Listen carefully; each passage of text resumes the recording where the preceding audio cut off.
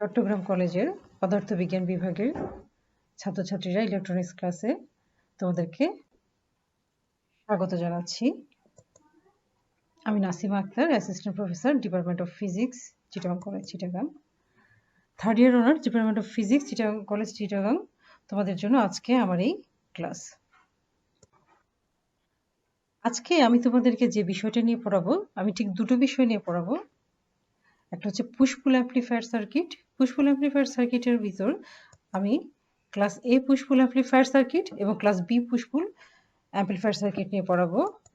আরেকটা বিষয় নিয়ে পড়াবো, সেটা হচ্ছে tuned amplifier.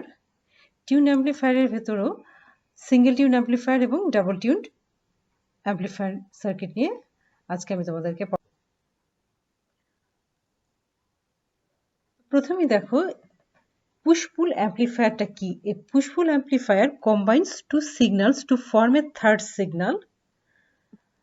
Note that the amplifier operates in phase opposition with one transistor amplifying the positive. একটা পুশ পুল অ্যাম্প্লিফায়ার হচ্ছে এমন ধরনের অ্যাম্প্লিফায়ার যেটা দুটো আলাদা সিগন্যালকে একত্রিত করে একটা থার্ড সিগন্যাল তৈরি করবে, এবং যে দুটো সিগন্যালকে সে একত্রিত করবে সে দুটো সিগন্যাল একটা আরেকটার অপোজিট ফেজে থাকবে।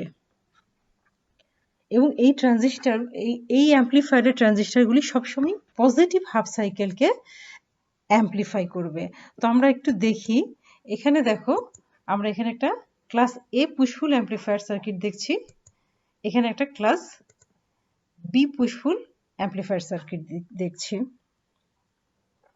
তো এখানে দেখো যে একটা ইনপুট সিগন্যাল ভি ইন থেকে একটা ইনপুট সিগন্যাল একটা সেন্টার ট্যাপ ট্রান্সফরমারের মাধ্যমে দুটো আলাদা আলাদা সিগন্যালে বিভক্ত হয়ে এবং কিউ1 এবং কিউ2 ট্রানজিস্টারে প্রযুক্ত হয়েছে। তো দেখো কিউ1 এবং কিউ2 ট্রানজিস্টারে যে দুটো সিগন্যাল প্রযুক্ত হয়েছে তারা কিন্তু একটা আরেকটার বিপরীত দশায় আছে।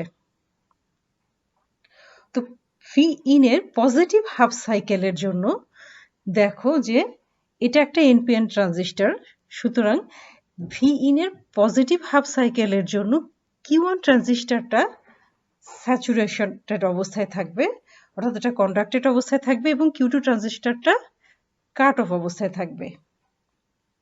যার ফলে কিউ2 ট্রানজিস্টরটা যেহেতু কাট অফে আছে, I1 কারেন্টটা আমরা এখানে দেখতে পাচ্ছি, I1 কারেন্টটা কিউ1 এবং টি2 ট্রান্সফরমারের প্রাইমারি কয়েলের উপরের অংশ দিয়ে প্রবাহিত হবে। I1 ট্রানজিস্টরটা I1 কারেন্ট কিউ1 ট্রানজিস্টরের ভেতর দিয়ে প্রবাহিত হয়ে টি2 ট্রান্সফরমারের আউটপুটে অবস্থিত টি2 ট্রান্সফরমারের প্রাইমারি কয়েলের উপরের অংশ দিয়ে প্রবাহিত হবে। তো সেকেন্ডারি কয়েলে টি2 ট্রান্সফরমারের সেকেন্ডারি কয়েলে ইনডিউসড একটা বিভব তৈরি হবে, এবং যেটা আমরা আউটপুট হিসাবে লোডের এগেনস্টে পেয়ে যাব। যখন কিউ1 অন অবস্থায় থাকবে, কিউ2 অফ অবস্থায় থাকবে, তখন কিউ1 কে আমরা বলবো পুশ অবস্থা আর কিউ2 কে আমরা বলবো পুল অবস্থা। এই ঘটনাটাকে আমরা বলছি পুশ পুল। এখন দেখো ভি ইন সিগন্যালের নেগেটিভ হাফ সাইকেলের সময় কিউ1 ট্রানজিস্টরটা কাট অফ অবস্থায় চলে যাবে, যেহেতু এটা এনপিএন বেস পজিটিভ, যার ফলে কি হবে, কিউ1 ট্রানজিস্টরটা কাট অফ অবস্থায় চলে যাবে, কিন্তু কিউ2 ট্রানজিস্টরটা দেখো পজিটিভ হাফ সাইকেল চলে আসে, তখন কিউ2 ট্রানজিস্টরটা তখন কন্ডাক্টেড অবস্থায় থাকবে, এবং I2 কারেন্ট কিউ2 ট্রানজিস্টরের মধ্য দিয়ে আউটপুটে অবস্থিত টি2 ট্রান্সফরমারের প্রাইমারি কয়েলের নিচের অংশ দিয়ে প্রবাহিত হবে, এবং এর ফলে এখানে একটা বিভব তৈরি হবে, উচ্চমানের বিভব, এবং এই বিভব ইনডিউসড হয়ে যাবে সেকেন্ডারি কয়েলে, যেটা আমরা লোডের এগেনস্টে আউটপুট হিসেবে পাবো। অর্থাৎ ভি ইন যে সিগন্যালটা, এটাকে আমরা একটা বিবর্ধিত আউটপুট হিসেবে আউটপুট অবস্থায় পাচ্ছি।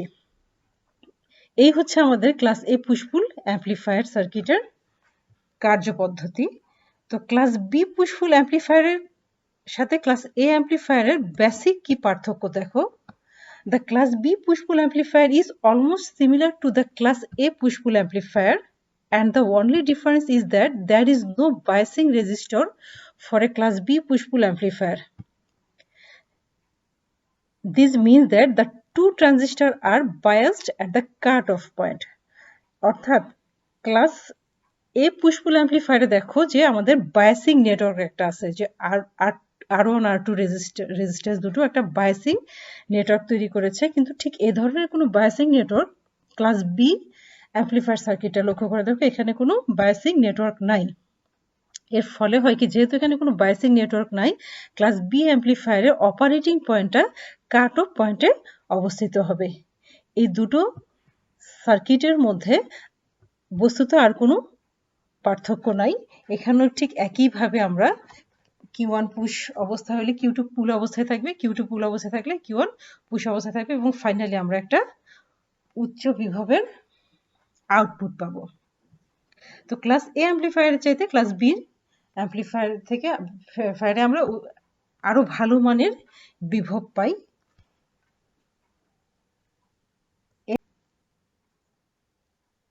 আমরা এখন পড়ব টিউন অ্যাম্পলিফায়ার সার্কিট নিয়ে। টিউন অ্যাম্পলিফায়ার সার্কিটটা কি, আমরা ডেফিনেশনটা দেখছি। Tune amplifier are used to for the amplification of a specific frequency signal or a narrow band frequency signal. Basically, high frequency or radio frequency signals are amplified using tuned amplifiers. Tuning of frequency is done by using a tuned or resonant circuit at the load. অর্থাৎ একটা tune amplifier কি করে, একটা particular frequency অথবা একটা frequency ব্যান্ডের সিগন্যালকে amplify করে। অর্থাৎ যে নির্দিষ্ট ব্যান্ডের ফ্রিকোয়েন্সিকে সে বা যে নির্দিষ্ট রেঞ্জের ফ্রিকোয়েন্সিকে সে অ্যাম্পলিফাই করবে, এর উপরের ফ্রিকোয়েন্সি বা নিচের ফ্রিকোয়েন্সিকে সে অ্যাম্পলিফাই করবে না, শুধুমাত্র পার্টিকুলার কোনো ফ্রিকোয়েন্সি অথবা নির্দিষ্ট রেঞ্জের একটা ফ্রিকোয়েন্সিকে সে অ্যাম্পলিফাই করবে। এবং এই ধরনের অ্যাম্পলিফায়ার সার্কিটে দেখো টিউন সার্কিট, এদের লোডে এখানে দেখো যে tuning of frequency is done by using a tuned or resonant circuit at the load. অর্থাৎ এদের লোডে আমরা একটা টিউন সার্কিট ব্যবহার করব। ইলেকট্রিসিটি এন্ড ম্যাগনেটিজমে তোমরা টিউন সার্কিট সম্পর্কে পড়েছো, তোমাদের একটা ধারণা আছে, তবুও আমি একটু ছোট করে দেখিয়ে দিই। দেখো এটা একটা এলসি প্যারালাল সার্কিট।